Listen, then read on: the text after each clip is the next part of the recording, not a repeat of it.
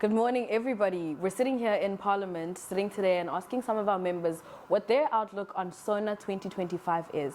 I'm sitting here namhlanje with the Honourable Sibonelo Nomvalo. How are you, my good sir? I'm good, Makhatebe, and you? I'm doing very well, thank you. Please introduce yourself to South Africa at large and just let us know what portfolios you sit on. And yes, just generally who you are and what you do in Parliament. Now, once again, let me greet the progressive forces of the MK party. I'm saying they are progressive because they are the ground forces who do a day-to-day work, a revolutionary work of the party, and they are a primary driving force of the revolution.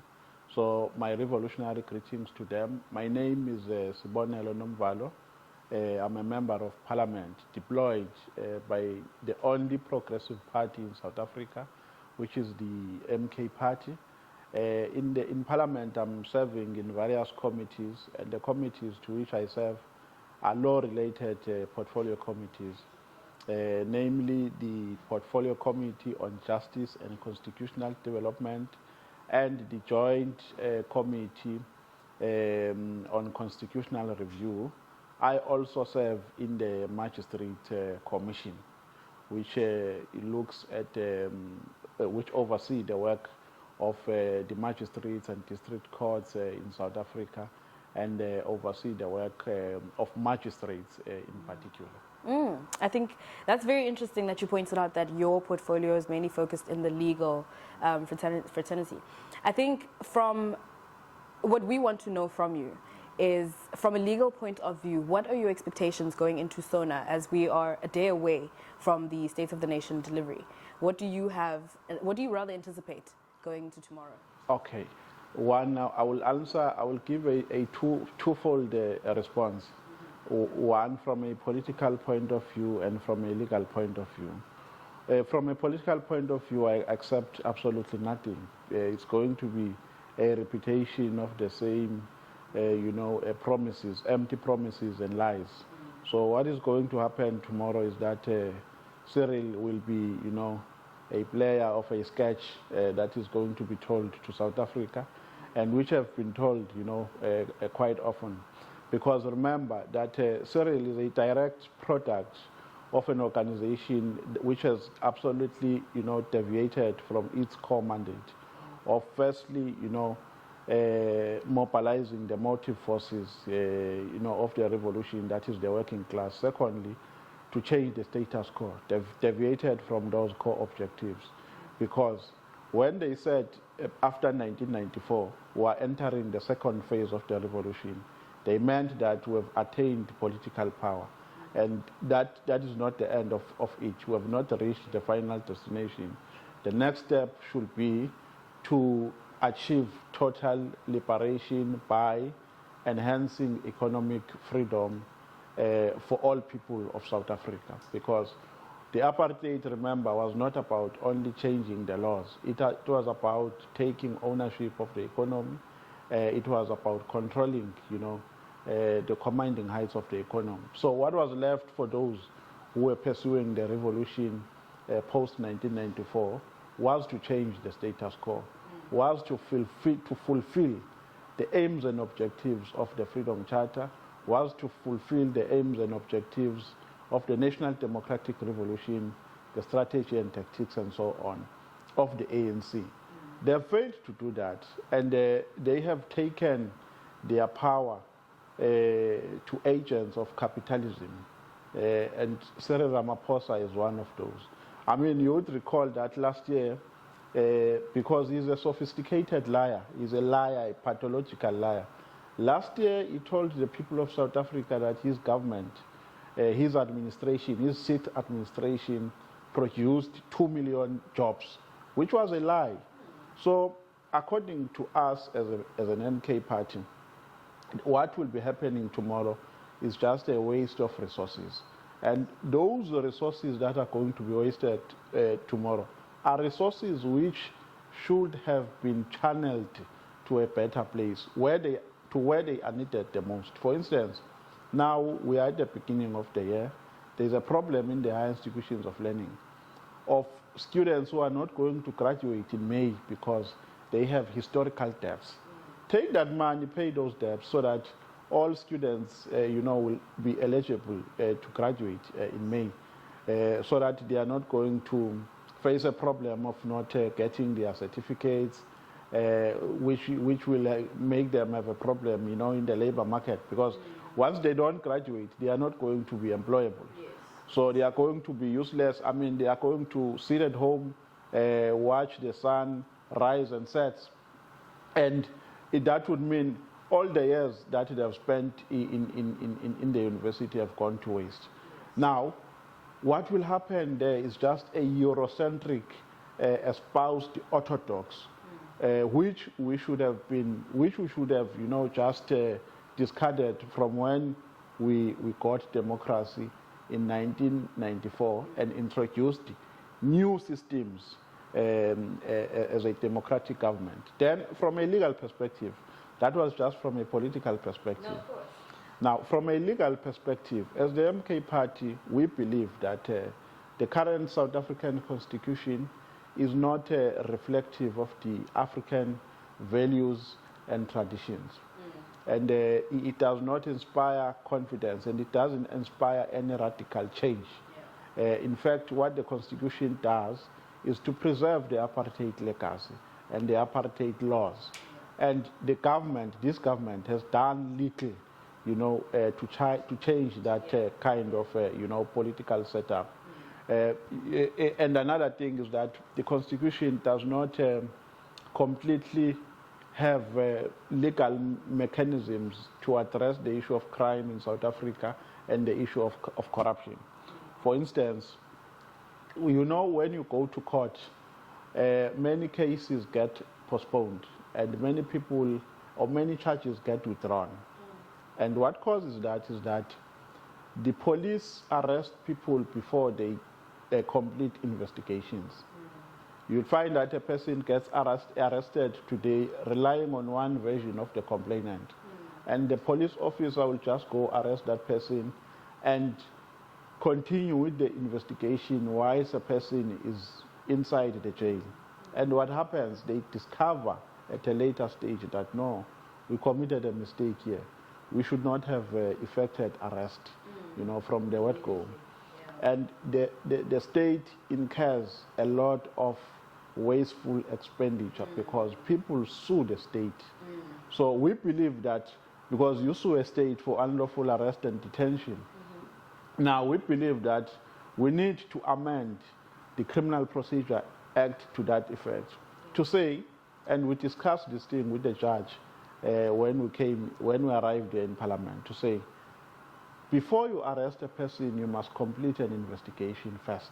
Yeah. It can't be the other way around. Yeah. You can't start with arresting and investigate at a later stage. Doesn't make sense. So that is a problem with our current justice system. And then the second one is that the police need to be properly trained. Exactly. They are not properly trained. They just go to a 1 year, training, and the majority of which is physical training. But in terms of theory, they are not well equipped. Yes, there's a lack. That is why you face a problem of dockets which have been improperly constituted.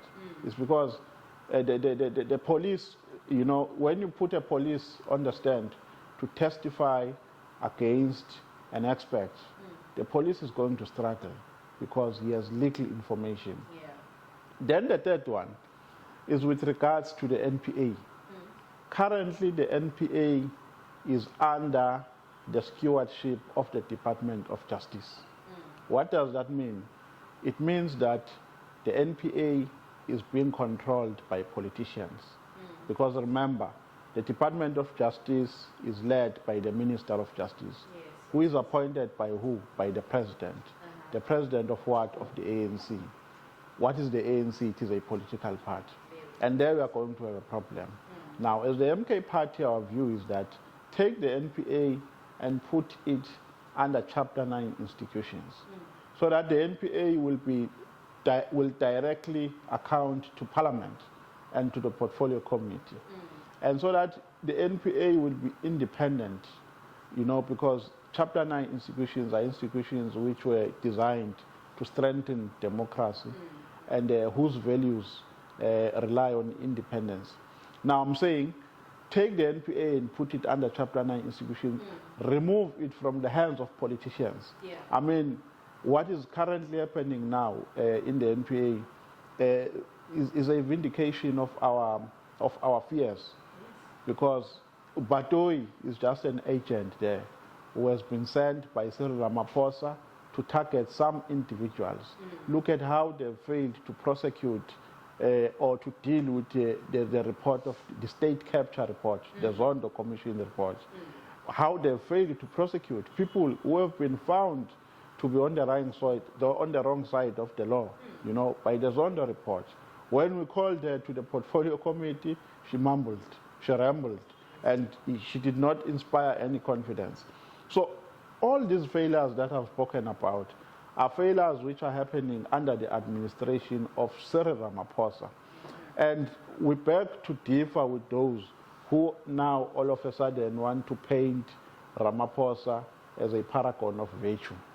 Because change, if we talk about change in the revolution, it must be felt on the ground by the poor masses of the people. It shouldn't be change of an elite that we compliment that Ramaphosa has done good because a certain elite is happy about certain actions. Change must be felt on the ground by the poor masses through the decisions which are taken at the government level. So Cyril Ramaphosa has done absolutely nothing. If there's anything that he has done is to regress all the good things which were done by the administration of President Zuma. Today, Makhatebe, if you meet a civil servant, he will tell you that under President Zuma, they used to get increments twice a year or once a year. But there's not even a single year which they missed without an increment. Today, public servants have not gotten their increments for the past 3 to 4 years. Why? The cost of living is going high. Increasing, exactly. So that's a crisis, and the result of which many public servants do not afford what they used to afford previously. You know, teachers were driving latest cars when President Zuma was the president. You could see now that teachers are starting to afford, like any public servant in society. But now all that has regressed. Teachers have gone back to the same position that they were in before President Zuma came in as the state president. No, I totally hear you, and I totally understand exactly where you're coming from. I think now I'd like you to speak to the ground forces, speak to South Africans who have faith in Umkhonto we Sizwe. I think if you can maybe share a message on, firstly, how to outlook, or how South Africans should rather look at the delivery that's going to be, the Sona delivery that's going to be delivered tomorrow. What would you like South Africans to look out for? What would you caution them against? And what would be your message as a member in Parliament of Umkhonto we Sizwe? Well, the first thing that I can caution them against is a propensity of believing to lies and accepting them as if they represent the truth. While South Africans must take it upon themselves to read about their country.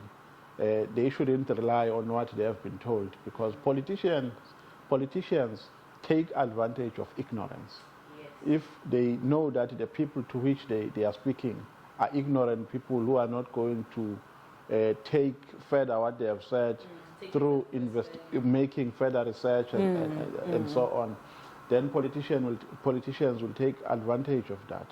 This is our country. This is not a country of this GNU, as they want to display. So this is our country, and we all have a responsibility to safeguard and to protect it against the white monopoly capital. So we have a responsibility, to embark on this revolution, because the revolution which is being championed by the MK party does not belong to President Zuma. I usually say that on the 16th of December, 2023, President Zuma did two things. The first thing he did when he pronounced that Umkhonto we Sizwe will contest and so on, the first thing he did is that he was laying a foundation for all the poor masses and the marginalized in South Africa. The second thing he did was to leave the last will and testament for the people of South Africa. To say, you know, I always say that when President Zuma arrives in heaven, the gates will be open while he's still at a distance for him, because he did justice for the people of South Africa during his lifetime. And, you know, unlike an armchair revolutionary that will just sit in a comfortable sofa and make, you know, myopic analysis about the dynamics of South African, you know, politics. So, as old as he is, he took a responsibility to say, we can't watch our country being captured like this. Something must be done. And he led that charge.